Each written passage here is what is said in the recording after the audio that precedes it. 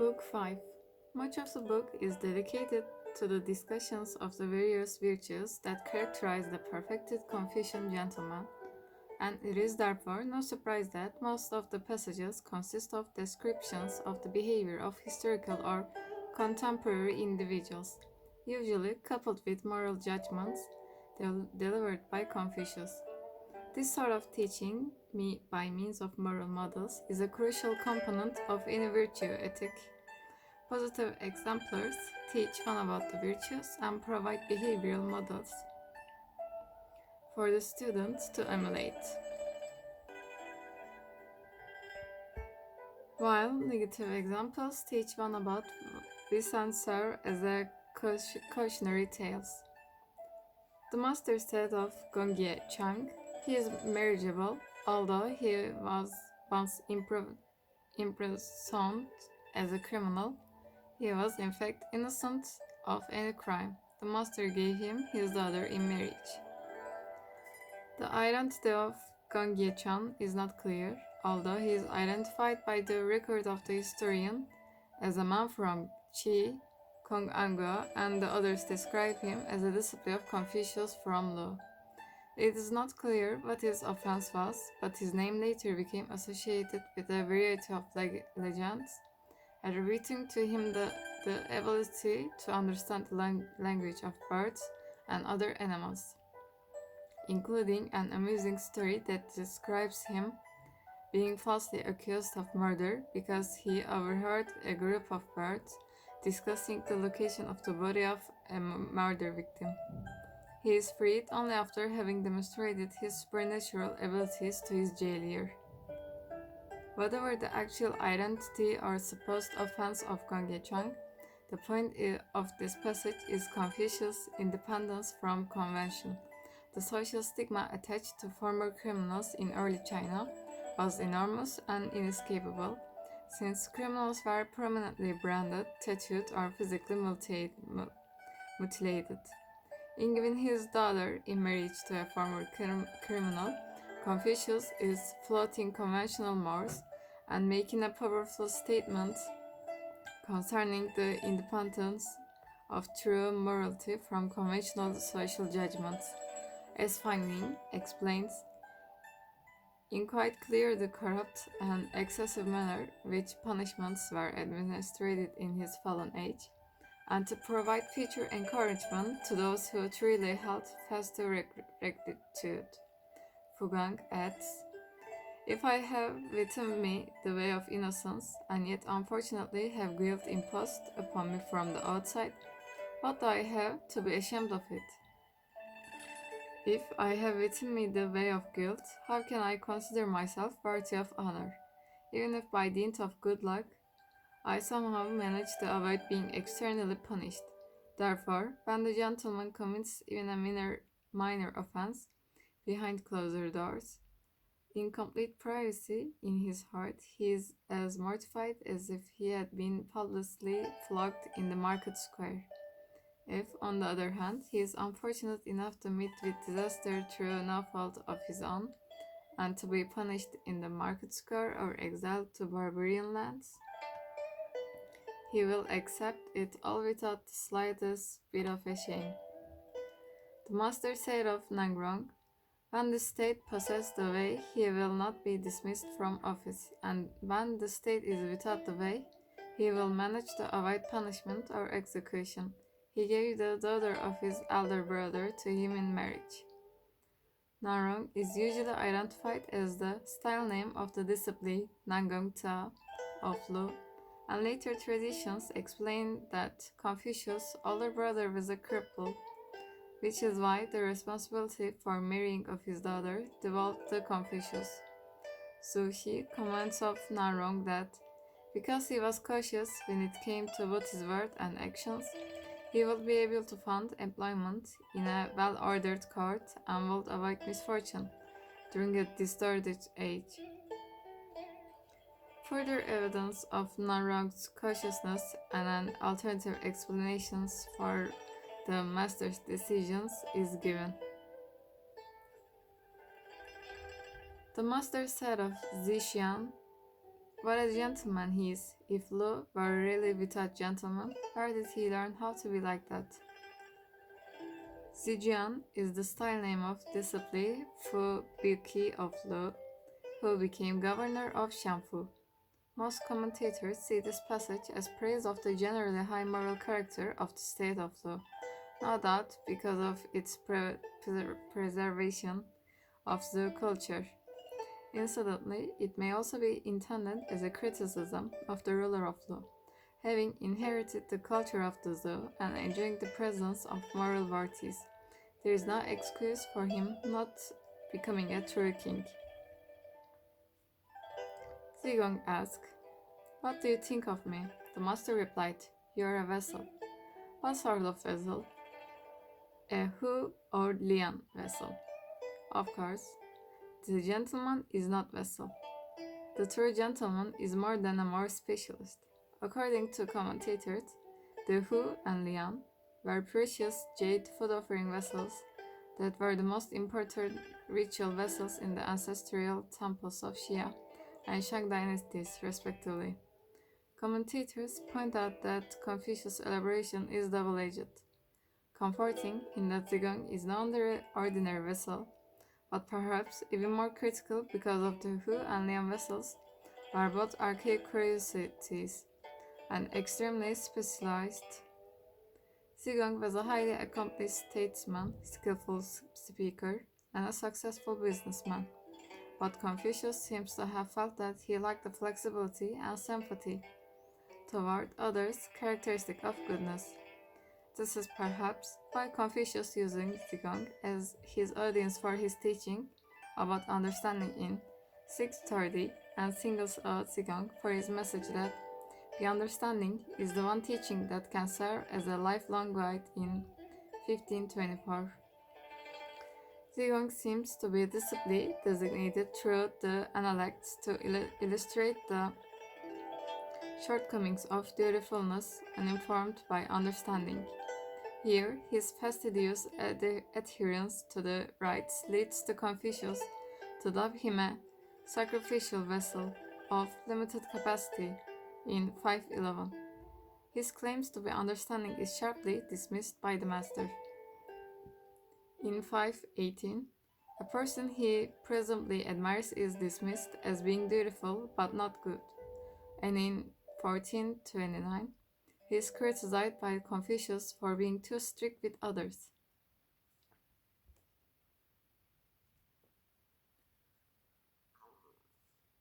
Someone said, "Zonggong is good but not eloquent."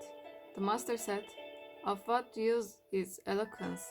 If you go about responding to everyone with a clever tongue, you will often incur resentment. I do not know whether or not Zonggong is good, but of what use is eloquence?" As mentioned in the contemporary to 1/3, Ning was in early Zhou times the verbal counterpart to Ran, both being desirable qualities of the gentleman. For Confucius, however, Ran referred to moral excellence in general, and we have seen how he attempts to derive a wedge between the two qualities. Ran now stands for true inner virtue, and Ning for its superficial counterfeit, rendered glibness elsewhere in this translation. Here we have a speaker confronting Confucius who is still using Ning in its older, positive sense, and who must therefore be corrected. Even though Confucius is apparently not ready to pronounce Zonggong good, he is to be praised rather than criticized for not being Ning.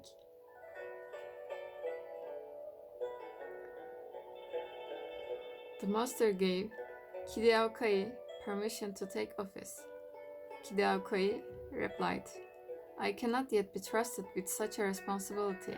The master was pleased. Kidao's reply could also be rendered, "I am not confident about it."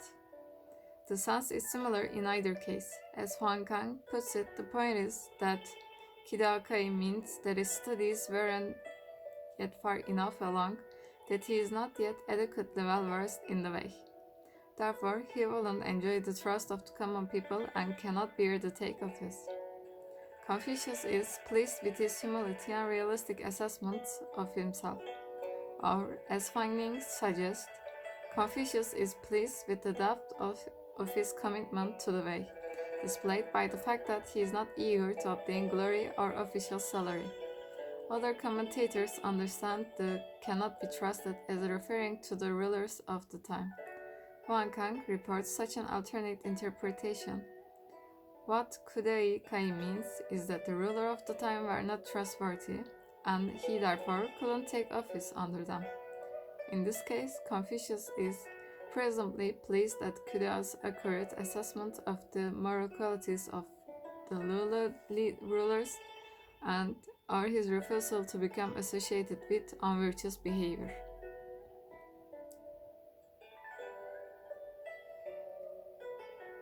The master said, "If the way is not put into practice, I will set off upon the sea in a small raft, and the one who would follow me, will it not be Zilu?"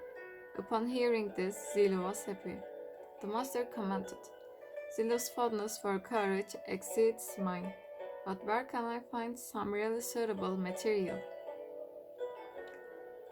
Most commentators see Confucius' initial remark as related to the sentiment expressed in 914. Since his contemporaries are not implementing the way, he wishes to wash his hands of them and withdraw from public life. There is more disagreement about the second comment. The translation above allows Lam Zhao and others who take the second comment, who take Kai metaphorically as referring to moral stuff and understand Confucius to be complaining about Zilu's character. A former warrior, Zilu, was admired by Confucius for his courage, but seems to lack other virtues that will balance out his courage. Understood this way, the point of this passage is that a virtue such as courage that is entirely uninformed by other virtues becomes a vice. A similar interpretation is advanced by Zhu Xi, who reads Kai as Kai. In this case, the line might be rendered, "Zilu loves courage more than I do, but has no basis for making good judgments." Finally, some early commentators take Kai quite literally as material for making a raft. Understanding this way, Confucius' second comment is a gentle joke at the expense of Zilu, who is not bright enough to realize that the master is not really serious about floating off the sea.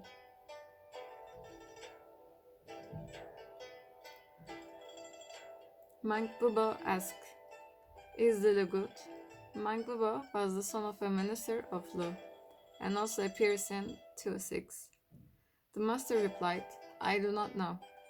Mang Bubo repeated his question. The master said, "In a state of 1,000 chariots, Zilu could be employed to organize the collection of military taxes, but I do not know whether or not he is good." What about Ranqi? In a town of 1,000 households, or an aristocratic family of 100 chariots, Ranqi could be employed as a steward, but I do not know whether or not he is good. What about Zua? Standing in his proper place at court, with his sash tied, Zia could be employed to converse with guests and visitors, but I do not know whether or not he is good.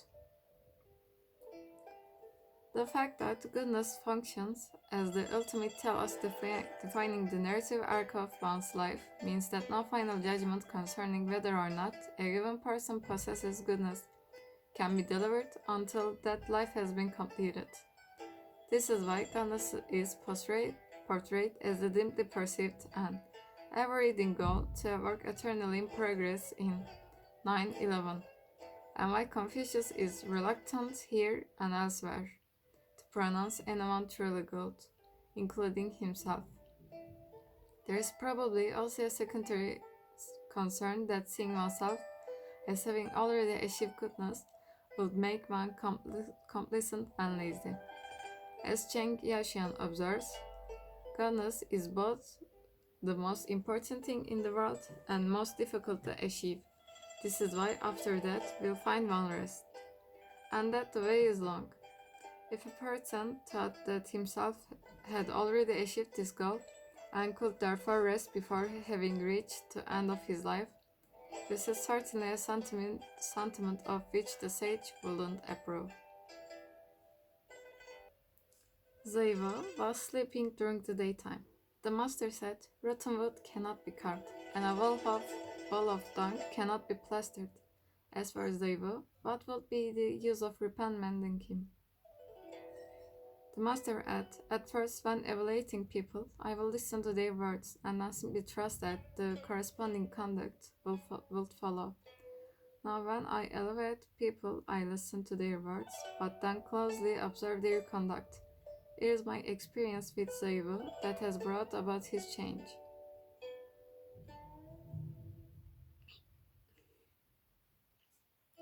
Zaivu obviously lacks the native substance that serves as the background on which the color of Confucian self-cultivation is to be applied.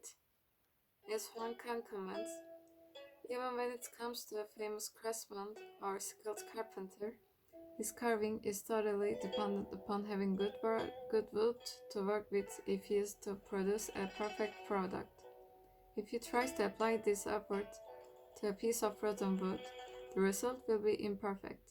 Similarly, when troweling a wall, if the earth that the wall is made of is hard and solid, then it is easy to apply an even layer of plaster to create a smooth, clean veneer. If you try applying your trowel to a wall made of dung, on the other hand, the plaster will be crumbled and fall off, resulting in an irregular surface. Confucius' purpose in invoking these two metaphors is to tell Zaiva that if he is the kind of person who sleeps during the daytime, then it's impossible to teach him anything. The first half of the passage emphasizes the importance of native substance. The second has to do with the suspicion of language we have seen several times already. Many people talk about virtue, but few actually strive to attain it in practice. As Wang Fuzi remarks, when it comes to learning, nothing is more crucial than actual action and practice. What one says is not worth paying attention to, whether or not one gets it through exertion and practice. In turn, depends solely on whether one is diligent or lazy. A person who is able to talk well and is subsequently said to be able to understand, and who then considers himself to have already understood and thus is no longer diligent when it comes to exertion and practice.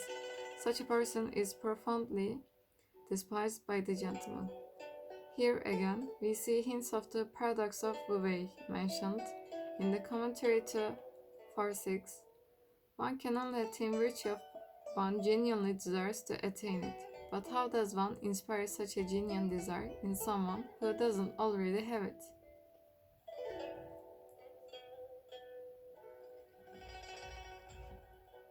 The master said, "I have yet to meet someone who is genuinely resolute." Someone responded, "What about Cheng Cheng?" The master said, "Cheng is full of desires. How could he be resolute?" We know little about Shen Cheng. Early commentators report that he was a man from Lu, and many identify him as a disciple of Confucius. Huang Kang shed some light on the relationship between resoluteness and desires. A person who is iron-willed is by nature not greedy, whereas Shang Cheng by nature was full of emotions and desires. When you are full of emotions and desires, you demand or seek things from other people. And when you are driven to demand or seek things from others, you cannot be resolute. Shan Cheng's fault, then, is that he desires external goods, which serves to undermine his commitment to the Confucian way.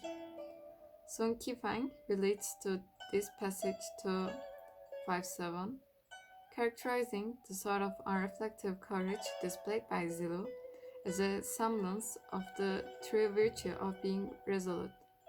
The main virtue of resoluteness consists entirely in overcoming selfishness and elevating one's heart above material things.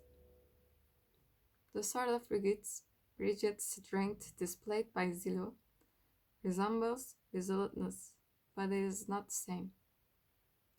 Only when one can stand firmly in the mean, without wavering, no matter what, and feel harmonious without getting carried away, do we see the true virtue manifest itself.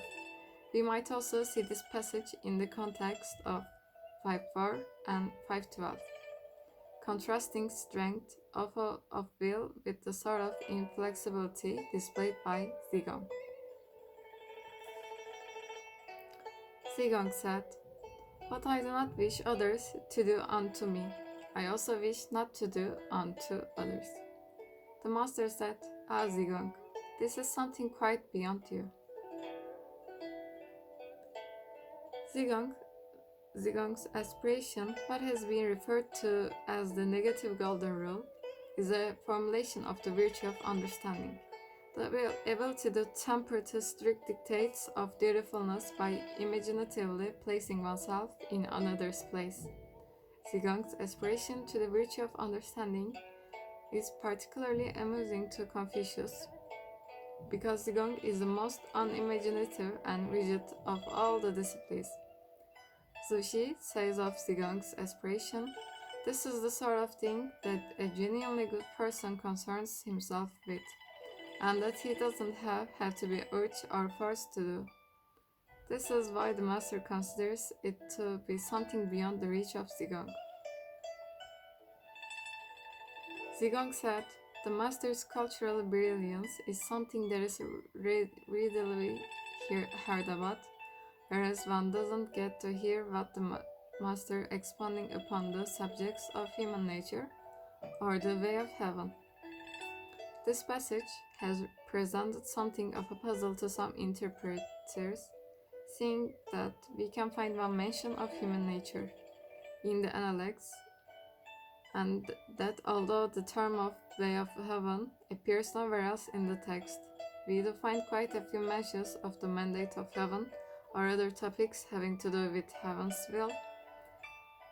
17.2 might be dismissed as a late addition, and even if we include it with all the various mentions of heaven, it remains true that Confucius focused primarily on this world, that is, the human world of learning and self-cultivation.